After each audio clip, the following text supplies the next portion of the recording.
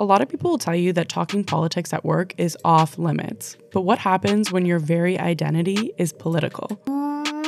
What's going on, everybody? Welcome back to the Queer Collective podcast. I'm your host, Carbon. And I'm Emily. And welcome to the show. Today, we are talking about coming out at work. And this is a listener-recommended topic. So if you have topics that you want us to cover, make sure to put that in the comment section down below if you're on YouTube, or send us a DM on social media. So in an effort to help you determine whether or not coming out at work is the right thing for you, we're going to be taking a look at the history of LGBTQ plus discrimination in the workplace. And we're going to be discussing what this looks like today through the help of statistics. After looking at the reality of the problem, we're going to dive into the psychological side to chat about internalized homophobia. Lastly, we're going to wrap up the episode with our advice and suggestions for all you workplace allies. Let's get into it. I think the first thing to do here is define the problem. Why do people fear coming out at work? I think that's a really great question. For many of us queer folks, we've built this community around us of other queer people, of friends and chosen family that make us feel 100% comfortable and affirmed in our identity. For many of us, unless you are professionally queer, you own your own business, or you work in the arts, our workplaces tend to take us out of this self-built, predominantly queer environment and plop us into a sea of cis-het uncertainty. Will my baby boomer boss respect me less if I come out as non-binary? Will I be excluded from the workplace social ladder if I come out? And will that keep me away from future promotions? Is all the effort I'm putting in of trying to enforce my pronouns worth all of the microaggressions that I'm experiencing? I think these are questions that a lot of people in the queer community have, and why for some of us it can be very difficult to live authentically in the workplace and show up so genuinely. I think the best way to describe why we have these thoughts is to first and foremost go through a little bit of history of how this has existed in the past. So the workplace has long been a home for anti-LGBTQ2S+ discrimination and has been used as a tool to disempower queer people. Not the workplace being a home. Throughout history and around the world, queer people have often been forced to conceal their identity to avoid legal and social consequences. This secrecy extended to the workplace, where being openly queer could result in job loss, denial of employment, and even arrest in some cases. And I think it's important to note that those things still hold true for some places in the world.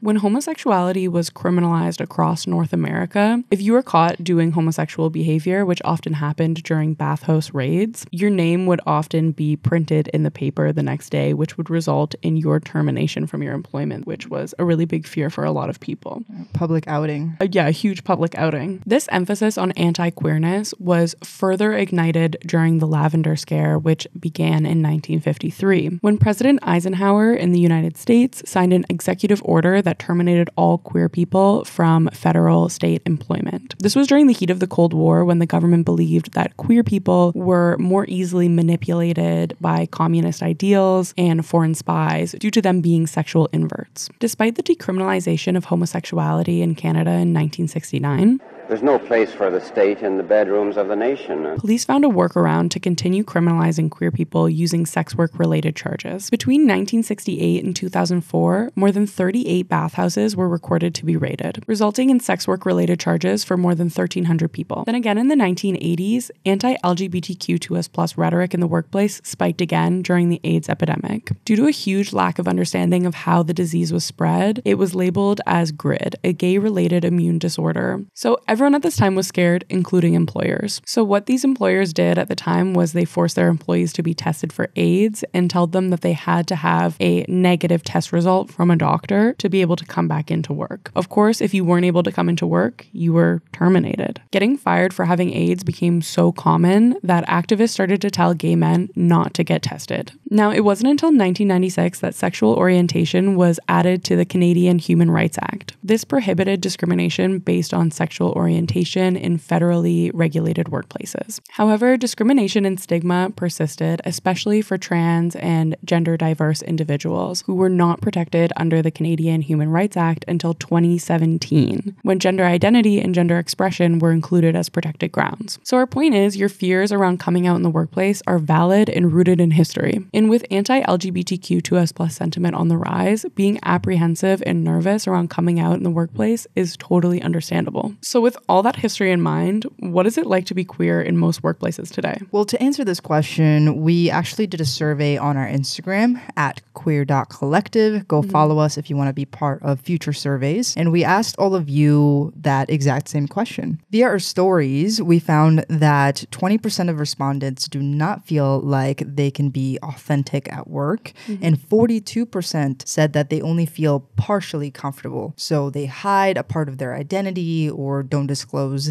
everything in terms of their identity. Yeah, so that's like 60% don't feel comfortable. Addition, adding, subtracting, division, girl math. And when we asked the participants what they felt least comfortable sharing, a majority of them said that it was really related to gender identity. So being non-binary, being trans, genderqueer, gender fluid, etc. And to be honest, we found that the survey in our IG stories really stood up to the surveys that we found online that have been conducted by various universities as well. So you could say that we're scholarly researchers. Thank you. Hair flip. So a study conducted by Western University here in Canada concluded in their study that 1 in 3 LGBTQ plus Canadians have faced discrimination due to their sexual orientation or gender identity in the past year. And this study was conducted in 2023. So this is very recent information. That's a lot. Those are high numbers. Really high numbers for 2023. Like, come on now. And according to a national public opinion study, among transgender individuals, the rate was actually even higher. It was 62%. I believe that for sure. Yeah. Do you have a story of workplace discrimination? I actually do. Mine is when I was working in the service industry. I was working in this restaurant and basically was working with a lot of like older immigrants. I remember this one time specifically when we had this gay wedding taking place at the restaurant that we worked at, and I was working with this guy, and he turned to me, he's like, "Can you believe this? This is so gross." And I was like, what do you mean? I was like, "No, it's not." He was like, "In my country, they would have their heads cut off." Whoa, that's so aggressive. Yeah, which is intense. And I was openly queer in this workplace. I was like, I'm pretty sure he knew. So it just felt like, I don't know if that's a full-on aggression or a microaggression, because he's not like saying it at me, but he like knowing that I'm queer, he said it to me. Why would he say that to an openly queer person at work unless he intended to either threaten you, scare you, freak you out, or make you feel invalidated? It was definitely scary. And then there's another person that still kind of like sends me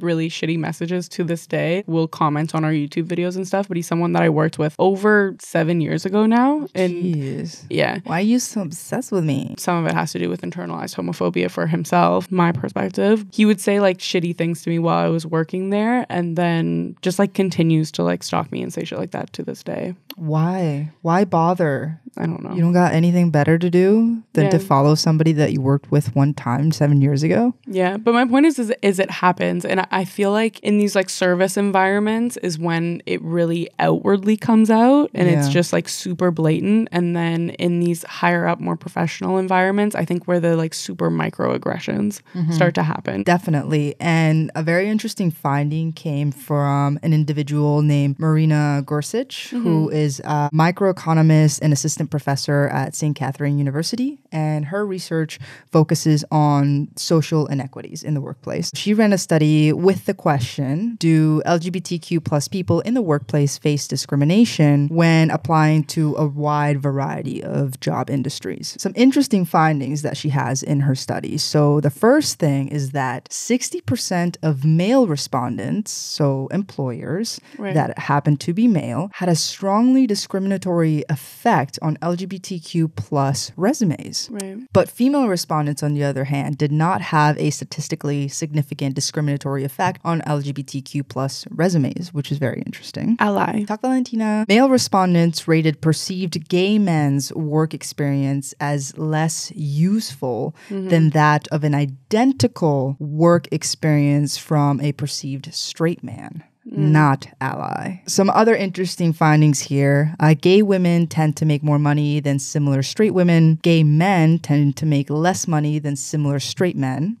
Gay women are overrepresented in male-dominated fields, and gay men are underrepresented in female-dominated fields. I know you're going to say what her conclusion is, but I feel like a lot of this is pointing to just the patriarchal effects. Exactly. Yeah. So you're getting the gist of it. Yeah. Her conclusion to the study is that seemingly straight men are responding very negatively to perceived threats to masculinity. This is concluded with more findings. So they rated LGBT plus resumes worse overall, male participants. In particular, gay men's resumes were rated the worst. And they also rated resumes worse for straight women that used masculine adjectives. So that's a strong behavioral prescription for hetero women still. If they used adjectives like strong leadership or go-getter rather than I work great in a group setting, you know, those are adjectives that are stereotypically masculine. This like behavioral prescription that they have for straight women is like the patriarchy, and they still rated those women lower. Yeah, like you can be in the workplace, but you need to stay in your place and not take on a leadership role or threaten my masculinity and my leadership. Yes, exactly. So it's kind of like I feel threatened vibes. Yeah, and looking at gay men, it's a threat to their whole idea of masculinity. Or what a man is. Interesting. The one thing that's standing out to me, though, is the fact that gay women make more than straight women. On average. That seems like it's like a bit of an outlier overall. Why do you think that is? The reason that she gave for that goes back to societal norms. Yeah. So a straight woman might potentially rely on marrying a man that makes more money than her. Whereas a gay woman will think, well, that is not even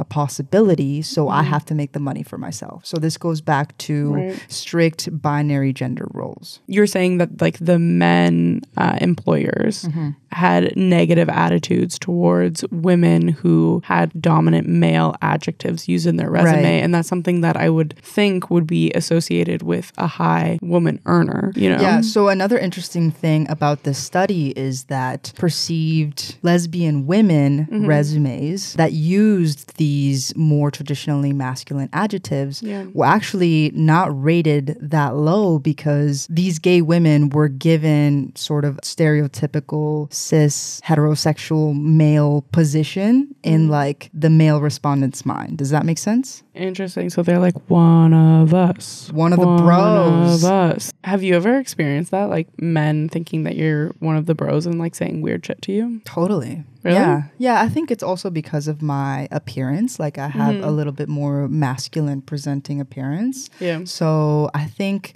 guys kind of confide in me a little bit. Really? You know, they're a little bit like, oh, one of the bros. And I know people that are also more physically presenting masculine that are also in that like one of the bros sort of, you know, groups. How do you respond to it? Like, do you feel weird about it when they say like weird shit to you? Well, I went to an engineering school and it was literally 99% guys, right? It was the only girls were me and two other people. In regards to how I responded to it, to be honest, it felt better to be treated like one of the bros than to be treated as the girl. Yeah, like an outsider. Yeah, I played along, because it felt more comfortable and less othered. Moving on though, to point to more studies, I have one more for you. So there's a study run by UCLA and the NCTE, which is the National Center for Transgender Equality.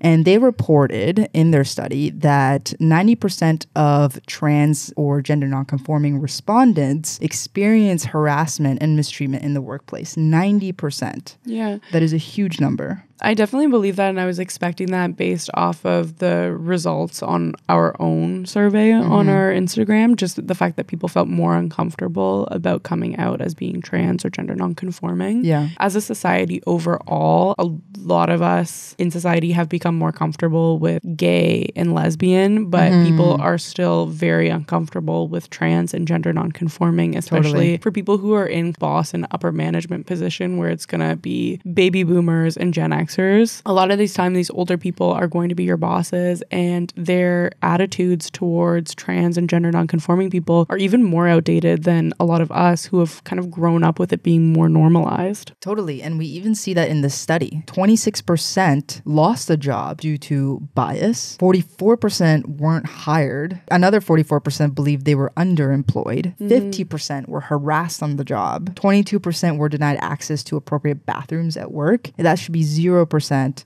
Yeah. But that is a fact, and it is experienced by a lot of people, which would make you very reluctant to come out. 100%. But I think especially for a lot of trans people, it's something that is physical. It's not something that you can hide. Yeah. So a lot of the time you can't necessarily choose to come out at work. Yeah. A lot of the times you cannot hide it. You cannot hide the changes that your body is physically going through. So there's going to be implicit bias right there. So all of those stats really help us to begin to understand the fear of coming out at work. And to further understand this fear, I think it's important to dive into how we experience microaggressions and implicit bias in the workplace. I think there's a lot of confusion around microaggressions because even for me, I'm like, what is considered just an aggression and what's a microaggression? Well, let me tell you. Yeah, please. Microaggressions are subtle yet very harmful behaviors or comments that marginalize individuals based on their identities. This term was actually originally used to describe covert anti-Black racism in America that later expanded the definition to describe a power imbalance between a majority and a minority group or marginalized community. Some examples of microaggressions can include the denial of homophobia and transphobia with comments like being gay is no big deal, or you can come out as trans, it's safe here, really just denying and invalidating the fact that they might not feel safe to do so. I think also making jokes about pronouns, especially if you're not part of the queer community and you're making a joke like my pronouns are American freedom or something like that. I don't know what I'm saying. Everyone's making these jokes, and I personally only find them funny when it's by a queer person. Yeah. Because I'm like, you know, okay, their intentions are good. I know you're joking, but it feels like a microaggression when it's someone else. For sure. And the reality is that these comments can really make you feel like your experience is invalidated or being negated or dismissed. And so many microaggressions can be unconscious and come from a well-meaning place, but they're still harmful. I think when we're talking about like things being well-meaning too, I think this is especially prevalent around integrating in pronouns or just like sharing pronouns and then being like,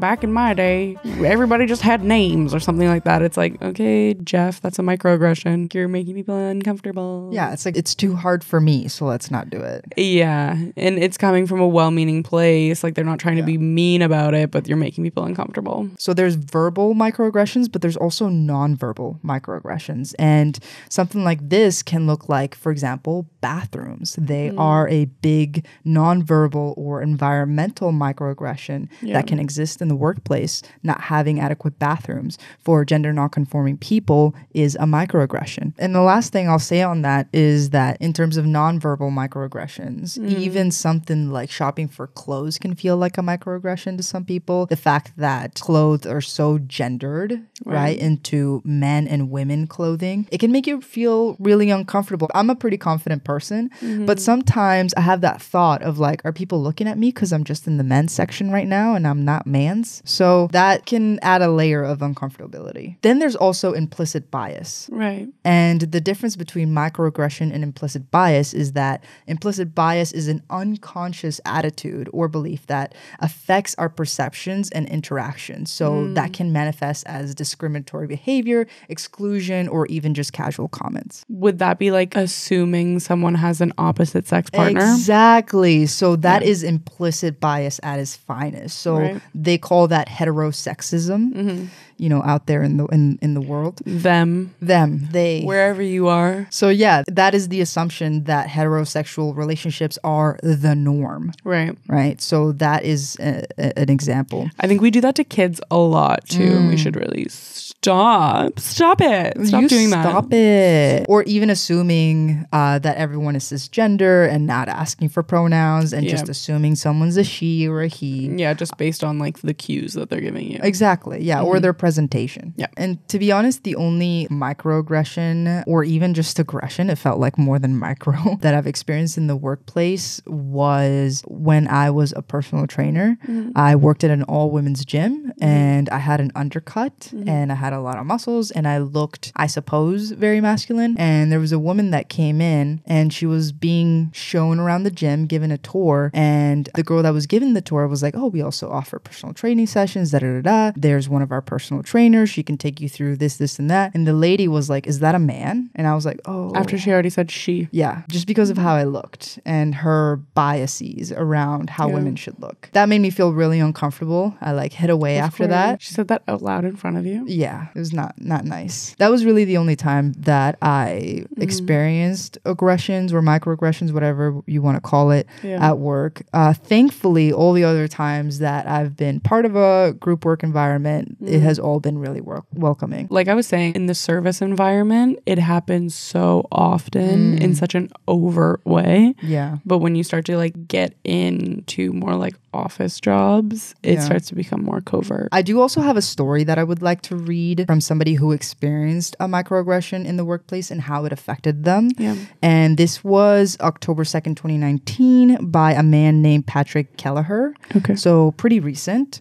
And it reads, it was a small incident, one that I shouldn't have been too upset about. I was standing with a group of men in an old job and had just had my photo taken. One of the men made a joke about the photo and said I could use it as my Tinder profile picture if I wanted to. Better not be Grindr, one of the other men said. Everyone had a good laugh. I tried my best not to look upset and laughed along too. It was a small incident, I told myself afterwards. It didn't really matter. But if it was so small, why couldn't I get it out of my head? For days afterwards, it kept coming back to me. To those men, even just the mention of a gay dating app was funny. The problem? I am gay. And at the time, I was working in a job where nobody knew about my sexuality. Staying in the closet at work wasn't a choice, but sort of happened by accident. Nobody asked, so I didn't bring it up. Better not to rock the boat, I thought. Anyway, I figured people would probably pick up the cues along the way, but they didn't pick up the cues, which was in part what led to that moment, standing with a group of men, laughing at the notion that I could be on Grindr. Today, I have the vocabulary to call that incident what it was, a microaggression. A small incident that didn't necessarily mean I had to leave my job immediately or seek help from others, but nonetheless made me feel small and ashamed. I never told anyone in that job that I was gay and just left months later. It didn't feel like a safe or welcoming environment for me. I know it's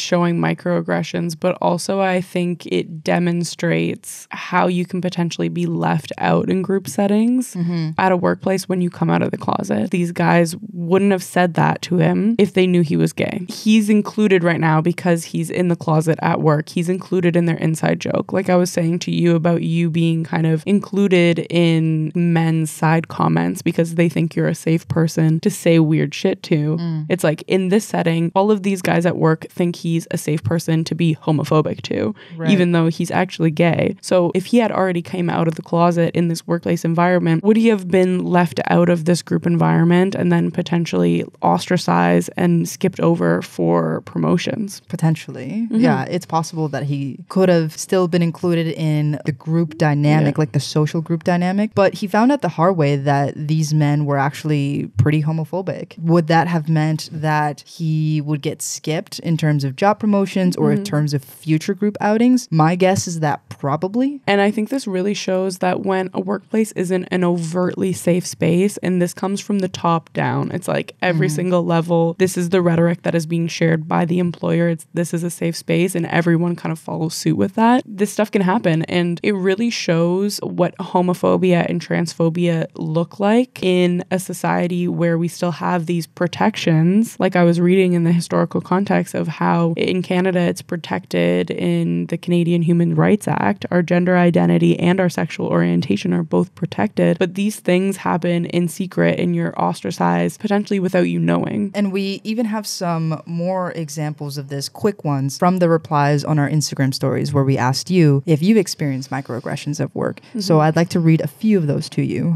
So the first one is people using the wrong pronouns because it's, quote, too hard. Classic. Another one is someone saying, we're all women here. Meanwhile, the person sharing this is non-binary. Yeah. So again, an implicit bias. I've also seen that happen as well. Yeah. Anything to add there? I'll leave it at that. Okay.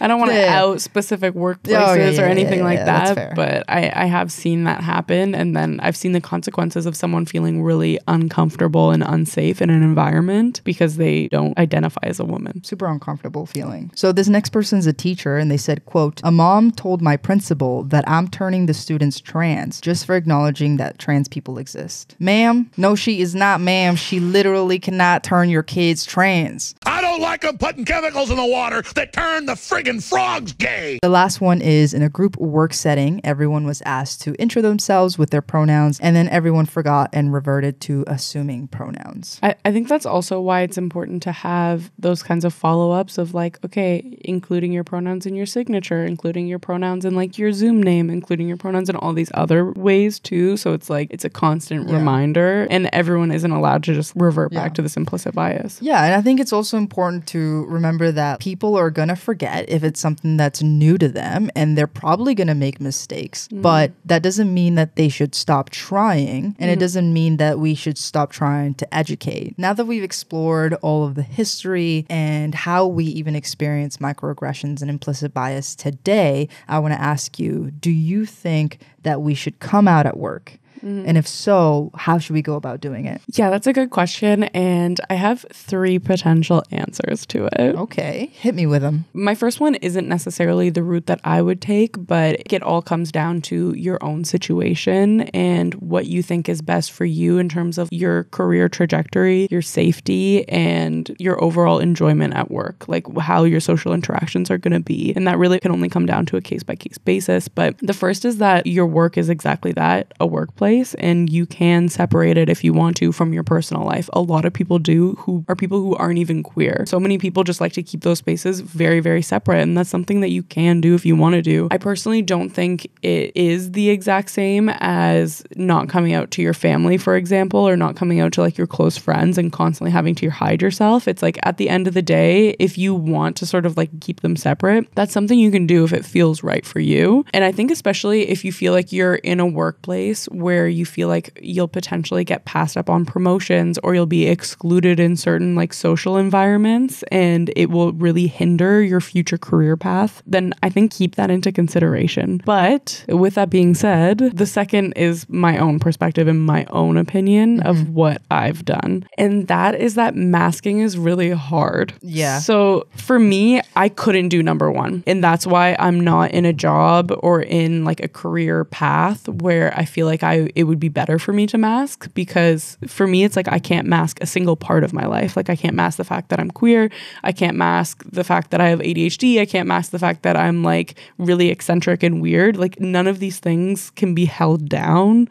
So I need to just go and be in like an artistic career path. And that's personally for me why I've chose to be an artist and entrepreneur. You can't be stopped. Yeah, like I've tried to hold it in and like weird shit just comes out. Despite the fact that I felt like I needed to get away from these traditional work environments to be my authentic self, I do think that you can still be your authentic self in these work environments. And I have some tips. Share. Okay. Share right now. The first tip is really the way that you're selecting your workplace, I think is so important because they're not all built the same. You can do that through researching the company before you're hired there and even like the questions that you're asking in the interview process. So like I said, it's like looking up what this company's values are. For example, the really corporate organization that is like super outwardly queer is TD. I think you're going to feel comfortable being outwardly queer in that environment, even though it's still like you're wearing your suit. Still some limits here. There's limits for sure, but it's like that part of your identity. I think you're going to feel comfortable being at work. I think that's just like the corporate attire and you can't really escape it. Sadly. And then the last does require a little bit of work on your behalf. So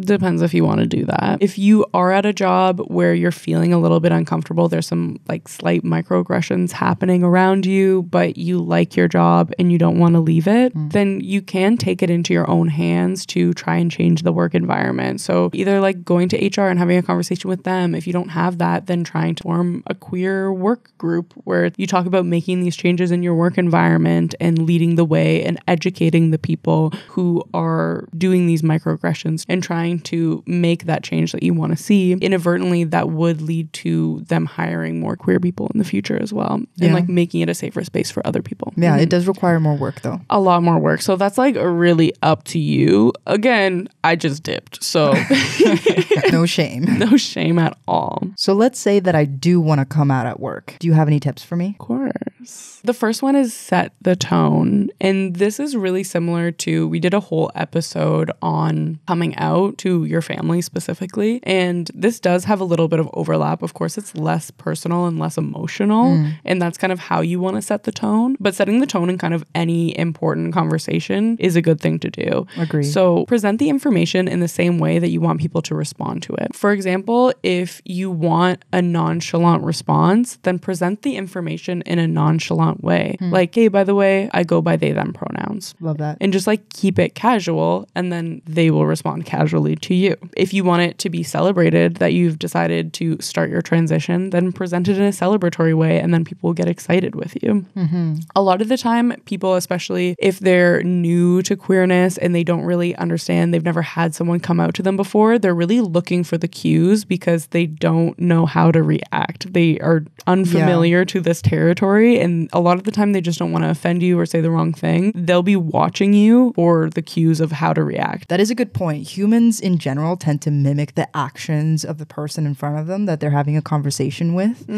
Literally, people use it as a psychology test when you're having a conversation with someone. It's like if they are conversing with you long enough and you cross your legs, they'll probably cross their legs. And if you put your hand to your face, they'll probably put their hand to their face. Like it's actually a funny thing that human beings do. But I do agree that the energy that you presented with will likely be mimicked back to you. Yeah. And the next part is keep control of the conversation. How do you do that? By telling people what they should do next. Say, for example, I'm writing an email, a mass email, or just saying this in a conversation to people, letting them know that I've changed my name and pronouns. Okay. And I've let them know what my new name and pronouns are and that I would like to be referred to that going forward. But what I say to do next is if you have any questions, feel free to send it to my email address. And if you mess up, don't panic. It's okay. We're all learning together, but just correct yourself and move forward. And then maybe end it off with something like nice and positive, just that you are happy to be in a work environment where you feel like you can be open and honest about your identity and feel like you're being accepted by your community. People feel like they've already done the work to make you feel comfortable.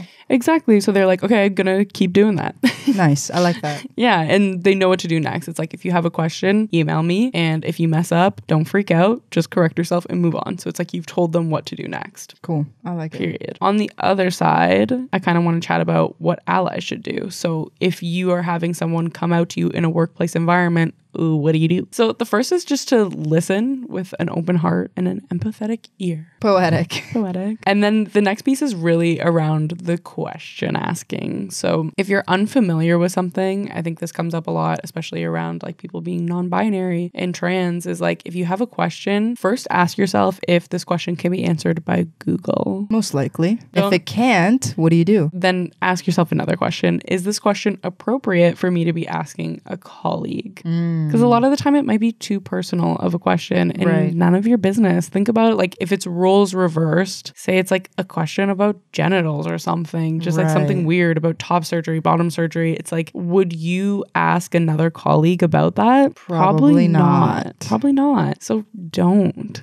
Especially in a professional environment. A good question to ask, though, is how can I support you going forward? That's a nice question to ask because every person is different and everyone's needs and even their reactions to like how sensitive they would be to being misgendered, for example, is going to be different. And just in general, in all situations, everybody reacts different to a certain situation. So understand that there's going to be individual differences. There's not one like blanket statement. And it's really good to ask somebody what would be most helpful for them. We've talked about allyship just in the instance of somebody changing their pronouns and coming out to you. But what do you do on the grander scheme? How can we make workplaces more inclusive? Say there's someone who is an employer or a manager who's listening right now and is really interested, is maybe shocked by the statistics that we've shared. Shocking. And they want to make some improvement. What can they do? Thank you, kind manager or employer. Thank you, dear listener. You're doing the Lord's work by managing and taking action conclusion based on what you've learned today. And I think that just on the topic of pronouns, something that we can start doing on a larger scale is have everybody including their pronouns in their email signatures, as well as if we are going to have these group settings where you intro yourself with your name and pronouns, then have it be an effort where people don't just toss that information away and go back to having people assume pronouns. If you are putting this into effect, say like introducing yourself with your pronouns in group meetings, then really take into consideration how other people are responding and don't just let a microaggression slide. I think that's really important if you're like an ally and a manager who's putting that in place, because putting that in place and just letting it kind of go free range without having any follow-up or anything can actually lead to a lot more microaggressions, I would say, because people start to get angry and weird about having to introduce themselves with their pronouns, and then it starts to make queer people at work feel more uncomfortable. Say someone's being a bit like abrasive or weird towards having to introduce themselves with their pronouns. I think a really good thing for you to do is to like stand up as an ally and be like, so the reason that we are introducing ourselves with our pronouns today and going forward is so that everyone feels included and affirmed in their identity.